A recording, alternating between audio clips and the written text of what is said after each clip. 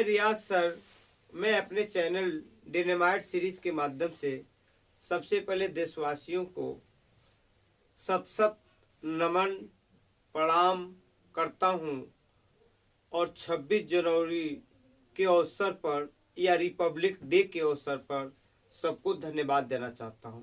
मुझे आप लोगों से अपार हर्ष हो रही है कि आप लोग मेरे चैनल को सब्सक्राइब कर रहे हैं, लाइक कर रहे हैं, शेयर कर रहे हैं और यही आशा करता हूं कि आप लोग ऐसे मेरे जोश को बनाए रखिए कि मैं अच्छे से अच्छे ट्रांसलेशन हो, ग्रामर हो, आप लोगों को उपलब्ध कराता रहूं।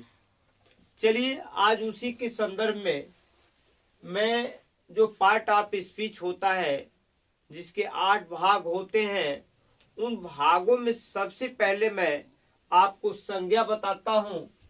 क्योंकि संज्ञा बताने के यहाँ कुछ अलग तरीके होंगे और आप जरूर इसका लाभ उठाएंगे, थोड़ा हट कर होगा। आइए देखिए, नाउन वैसे तो लोग इसका याद कर लिए हैं इंग्लिश में, लेकिन मैं थोड़ा हिंदी में बताऊंगा।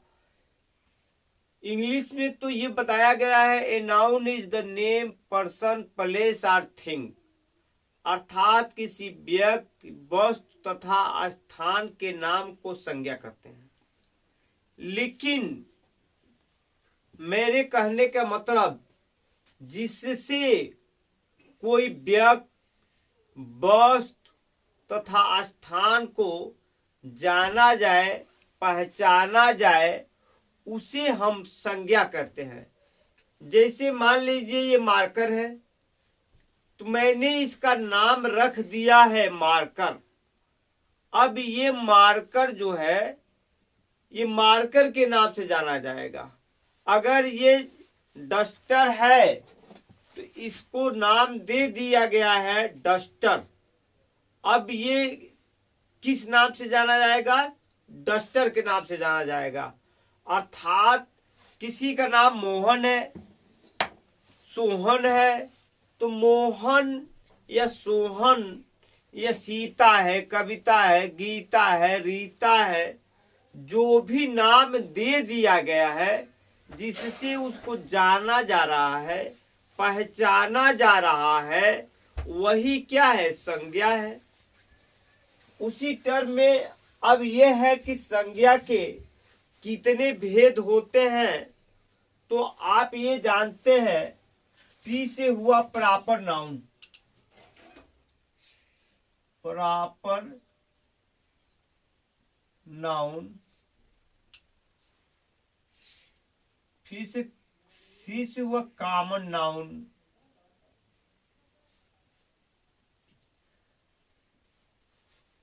तीसरा होता है कलेक्टिव नाउन,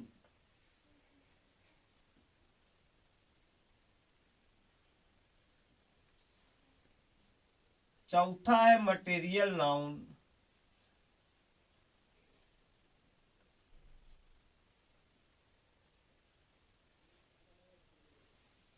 पांचवा है एब्स्ट्रैक्ट नाउन।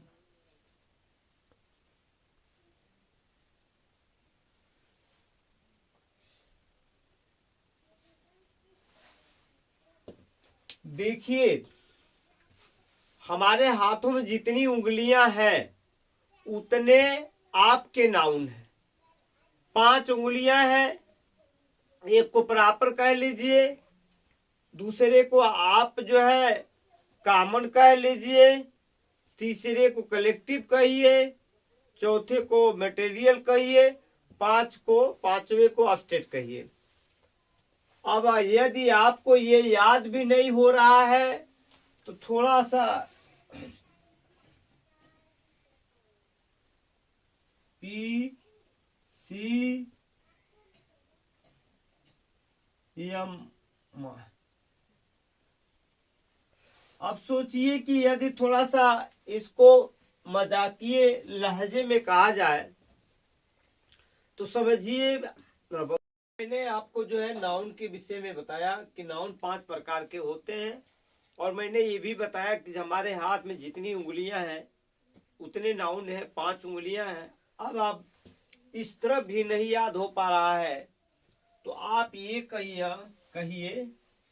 अगर आपके घर कोई बीमार है, आपकी माँ बीमार है या कोई बीमार है, तो आप कह सकते हैं, ये माँ मान लीजिए आपकी बीमार है, आप एक शीशी लाते हैं तो पिय शीशी माँ। माँ आपकी बीमार है तो कैसे रट लेंगे? पिय शीशी माँ। पी से प्रॉपर नाउन, सी से कॉमन नाउन, सी से कलेक्टिव नाउन, एम से मटेरियल नाउन, ए से एब्स्ट्रैक्ट नाउन। अब मैं सबसे पहले आपको प्रॉपर नाउन के विषय में, व्यक्तिवाचक जो संज्ञा है उसके विषय में जा रहा हूं बताने। प्रॉपर नाउन,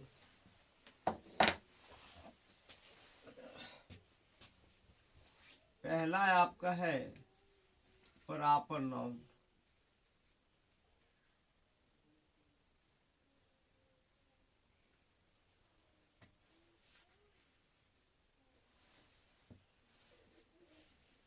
जिसको आप व्यक्तिवाचक संज्ञा भी कहते हैं।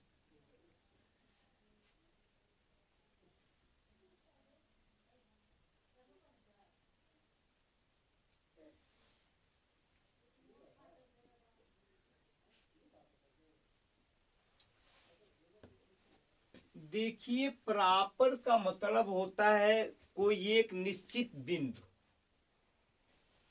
और ये प्रॉपर नाउन है। तो यदि किसी व्यक्ति का नाम हो या कोई स्थान का नाम हो या कोई नदी का नाम हो, उसको हम प्रॉपर नाउन कहते हैं। अब आप ये देखेंगे, यदि मैं लखनऊ कहूं तो लखनऊ का नाम पहले लखनऊती, लक्ष्मणपुर, उससे चेंज होते होते आज लखनऊ हुआ है।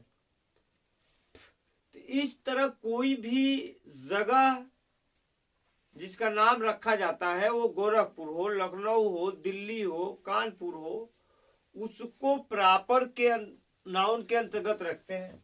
जैसे मान लीजिए मोहन है, सोहन है,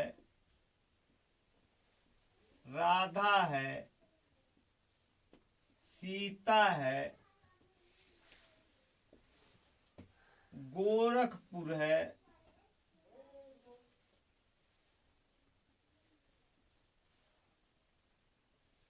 दिल्ली है,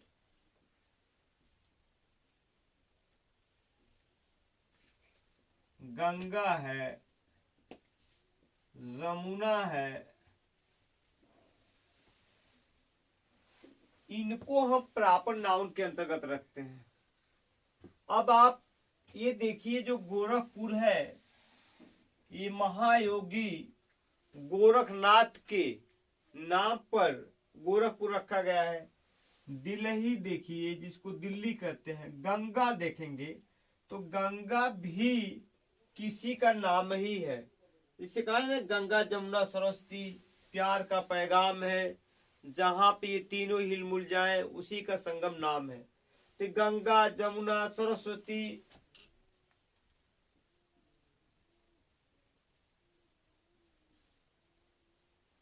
ये सब आपके जो है ये प्रॉपर नाउन के अंतर्गत आते हैं। इसके अलावा आप ये जानिए,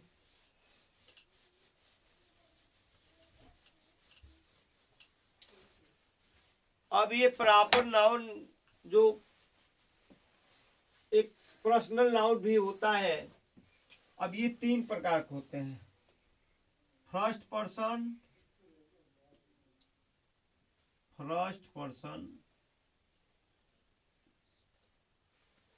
सेकेंड पर्सन,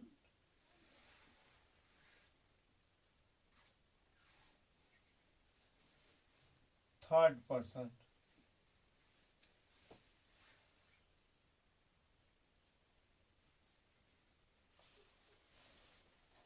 अब आपको ये जानना है कि फर्स्ट पर्सन कौन है, सेकेंड पर्सन कौन है, थर्ड पर्सन कौन है।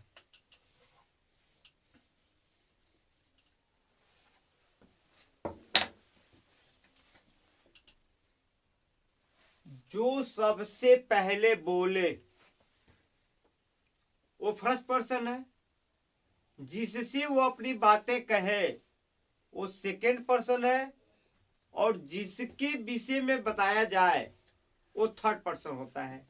जैसे मैं कहूं आई, मैं एक अच्छा इंसान हूं, आई, और फर्स्ट पर्सन आपका आई हुआ क्योंकि मैंने बोला, और आई का जो प्लूरल नंबर होता है वो होता है वी। तो आई और वी जो हुए आपके फर्स्ट पर्सन हुए, और किसके विषय में बातें कर रहे हैं? तुम्हारे, हम और आप बातें कर रहे हैं, आप कहिए या तुम कहिए, तो जो सेकेंड पर्सन है वो आप हैं, तुम हो, इसलिए जो सेकेंड पर्सन होगा वो यू होगा। और थर्ड पर्सन जिसके विषय में बातें किया जाए वो क्या होगा? ही see it, he see it, तथा किसी का नाम। इस तरह आपने ये जो प्रॉपर नाउन है उसके अंतर्गत आप first person, second person, third person जाने कि आई और वी क्या है? फर्स्ट पर्सन है, यू आपका सेकेंड पर्सन है, और ही सी इट तथा किसी का नाम आपका थर्ड पर्सन है। अब इसके कुछ प्रॉपर्टी होते हैं, क्वालिटी होते हैं, गुण होते हैं, वो आप ये जानेंगे। पहला क्या है?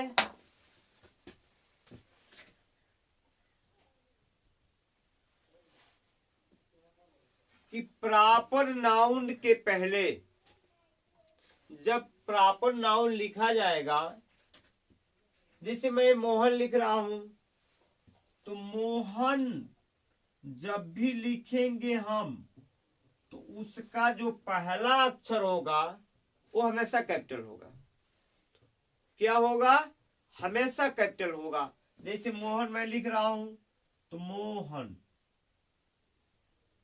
चाहे वो बीच में आवे या पहले आवे, उसको आपको कैपिटल लिखना है। जैसे मैं जा रहा हूं, मैं गोरखपुर जा रहा हूं, तो I am going to Gorakhpur. तो आपने ये देखा, जो मैंने गोरखपुर लिखा वो कैपिटल से लिखा है। आप स्मॉल का प्रयोग नहीं कर सकते। पहली विशेषता इसकी ये रही। दूसरी विशेषता क्या है? कि प्रॉपर नाउन के पहले हम दी या द का प्रयोग नहीं करेंगे। जैसे मोहन जाता है, तो दो मोहन कभी नहीं लिखेंगे। आप दो मोहन कभी नहीं लिखेंगे। क्या लिखेंगे? Mohan goes to house, Mohan घर जाता है। तो आप इस तरह जाने कि जो भी प्रॉपर नाउन होगा वो कहीं भी होगा, चाहे बीच में हो या पहले हो या अंत में हो, उसका पहला अक्षर जो होगा वो कैपिटल होगा। और एक बात और भी है कि प्रॉपर नाउन के पहले अधिकांशतः दो या दी का प्रयोग नहीं किया जाता। आइए आपको अब उसी टर्म में मैंने बताया कि पीएससीसी माँ, तो पी से प्रॉपर नाउन हमने बता चुका है आपको। आइए सी से मैं आपको बताऊं कॉमन नाउन।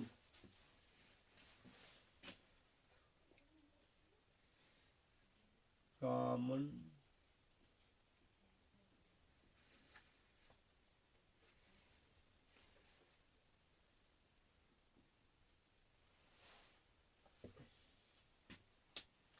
इसकी हिंदी यदि आप लिखना चाहें तो जातिवाचक संज्ञा लिख सकते हैं, जातिवाचक संज्ञा।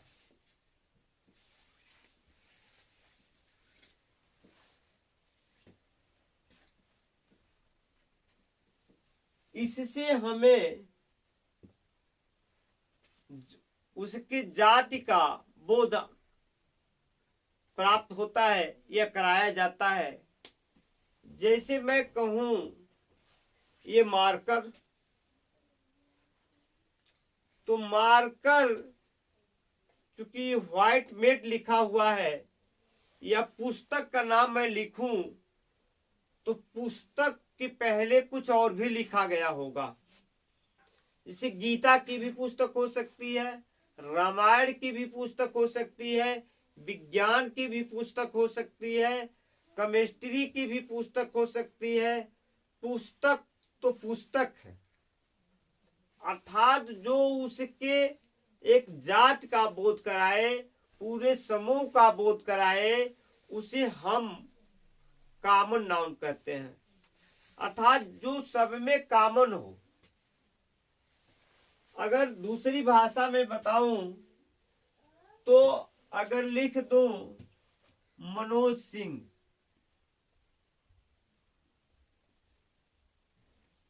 मनोज सिंह, अब ये अगर मनोज है तो प्रॉपर है। ये सिंह जो है एक जाति का बोध करा रहा है। या लिख दूं रहीम,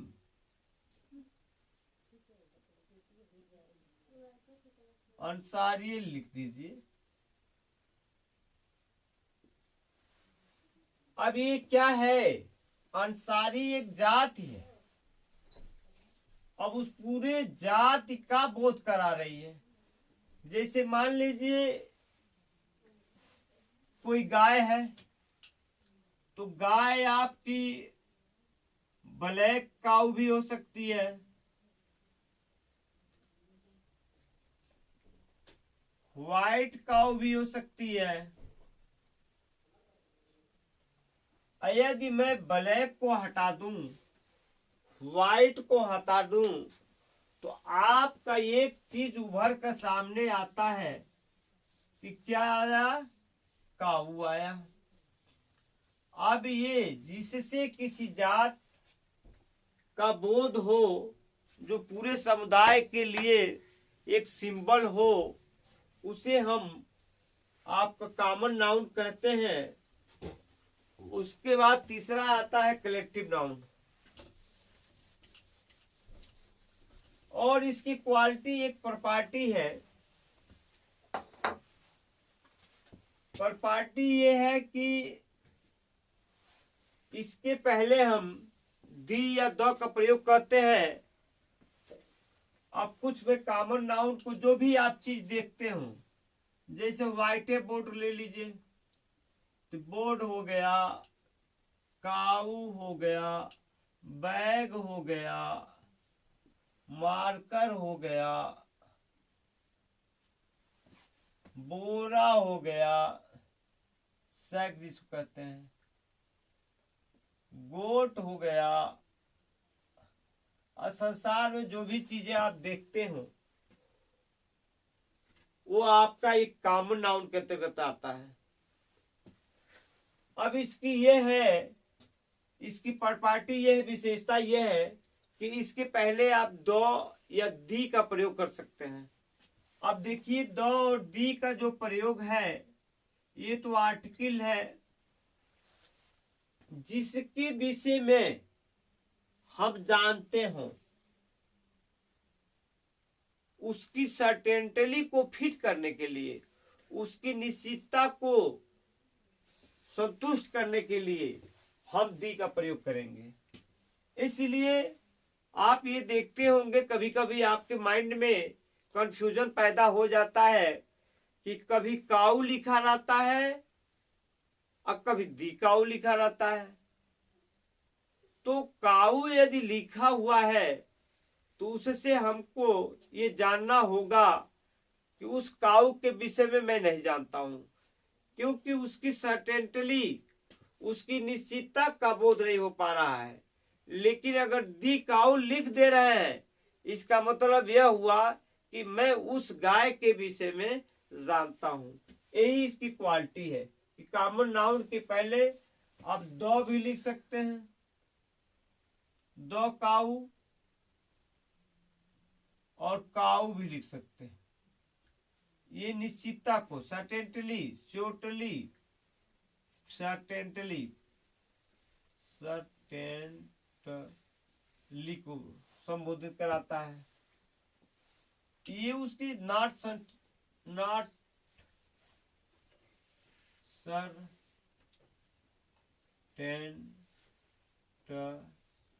का बोध कराता है। तो आप इस तरह देखें कि मैंने कॉमन नाउन को पढ़ाया, आप कलेक्टिव नाउन को जान लीजिए, क्योंकि बहुत आता है ग्रामर के दृष्टि से। तीसरा है कलेक्टिव नाउन।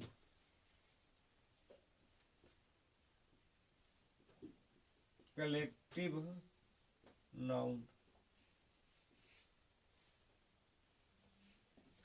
इसको कहते हैं समूहवाचक संज्ञा। समूहवाचक संज्ञा। देखिए, कलेक्ट का मतलब होता है संग्रह करना। कलेक्ट का जो मीनिंग होती है, शाब्दिक अर्थ अगर लिया जाए तो होता है समूह बनाना। यदि हम कलेक्टिव कलेक्ट, इसी से बना है कलेक्शन।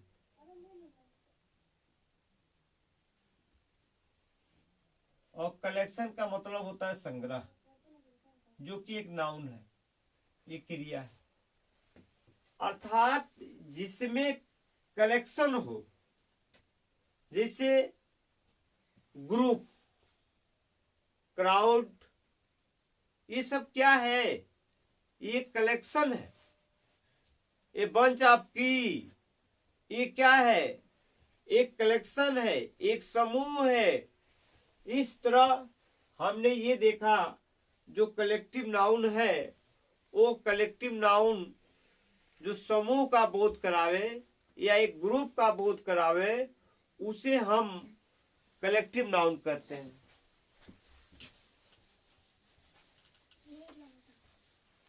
जैसे आपका भी ग्रुप हो गया, ग्रुप हुआ, फिर क्राउड हुआ,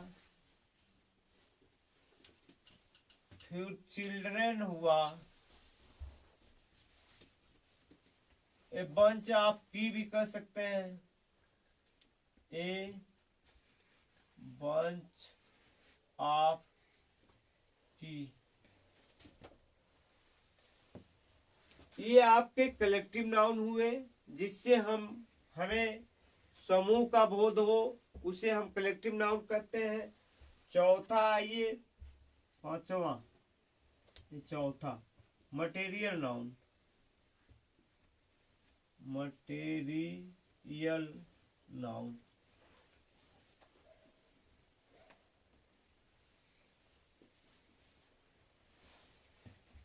देखिए मटेरियल का मतलब होता है जिससे हमें धातु का बोध हो, उसे हम मटेरियल नाउन कहते हैं। जैसे अब तक जो भी रसायन में 100 पीरियाडिक टेबल जो उसकी है, उसमें अभी तक 118 तत्वों की खोज हुई है। उसमें जैसे लोहा है, चांदी है, तांबा है, शीशा है, गोल्ड है, वो क्या है? मटेरियल नाउन है। अर्थात जिसको एक वस्तु से दूसरे वस्तु में परिवर्तित किया जा सके, उसे हम मटेरियल नाउन कहते हैं। और इस मटेरियल नाउन की यह विशेषता है कि इसके पहले दो का प्रयोग होता है, जैसे द गोल्ड, द कॉपर। तो आप ये देखेंगे कि इसके अंतर्गत जैसे गोल्ड आ गया, आपका गोल्ड हो गया, कॉपर हो गया, सिल्वर हो गया, etc। पांचवा आता है abstract noun. Abstract noun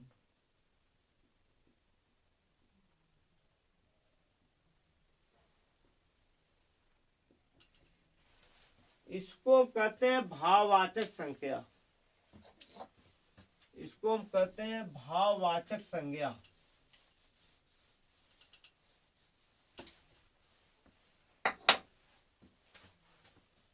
Hindi में इसको कहते हैं भाववाचक संज्ञा।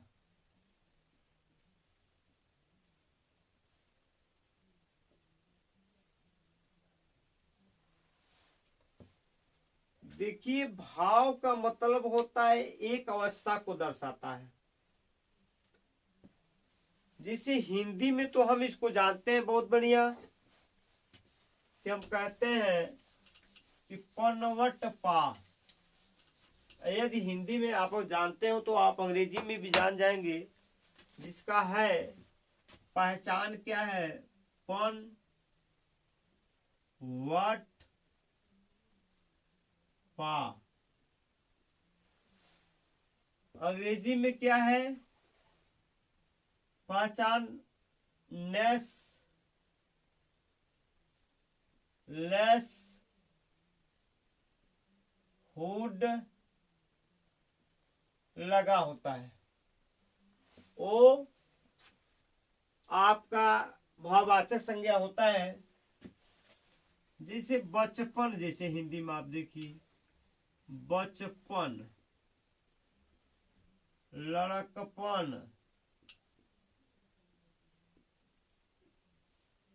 मीठापन,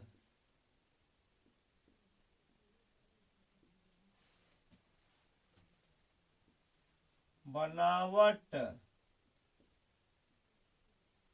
ये तो आपका मैंने बताने के लिए हिंदी में बताया बुढ़ापा।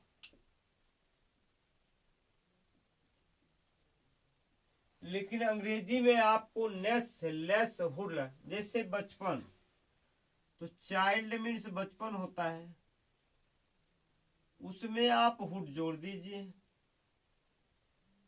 ये आपको हो जाएगा चाइल्डहुड। चाइल्डहुड।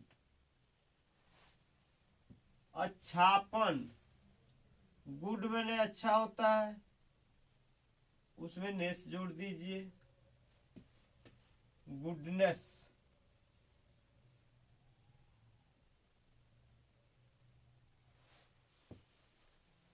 इस तरह मैंने आपको नाउन के पांचों भेदों को पढ़ाने की कोशिश की। सर्वप्रथम मैंने ये बताया कि नाउन वह है जिससे उसको जाना जाए, पहचाना जाए, अर्थात उसको जानने पहचानने के लिए जो नाम दे दिया गया है उसे ही हम क्या कहते हैं, नाउन कहते हैं।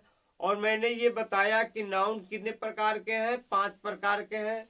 मैंने ये बताया जैसे मान लीजिए कोई बीमार है, आपको याद नहीं हो रहा है, तो PSCC माँ, इस तरह भी याद कर सकते हैं। उसमें मैंने प्रॉपर नाउन के विषय में बताया, और प्रॉपर नाउन के विषय में बताया 3 प्रकार के, first person, second person, third person. First person में मैंने आई और वी को बताया, सेकेंड पर्सन में यू को बताया, थर्ड पर्सन में मैंने ही सी तथा किसी के नाम बताया। फिर मैंने कॉमन नाउन के विषय में बताया। कॉमन नाउन के विषय में मैंने ये बताया जिससे उसके जाति का बोध हो, एक व्यापक पैमाने पर उसका विबोध हो, उसे हम कॉमन नाउन करते हैं। तीसरे स्थान पर मैंने कलेक्टिव नाउन के विषय में बताया। कलेक्टिव नाउन के विषय में मैंने ये बताया जिससे एक समूह का बोध हो, जैसे क्राउड हो गया, आपका पीपुल हो गया, ग्रुप हो गया।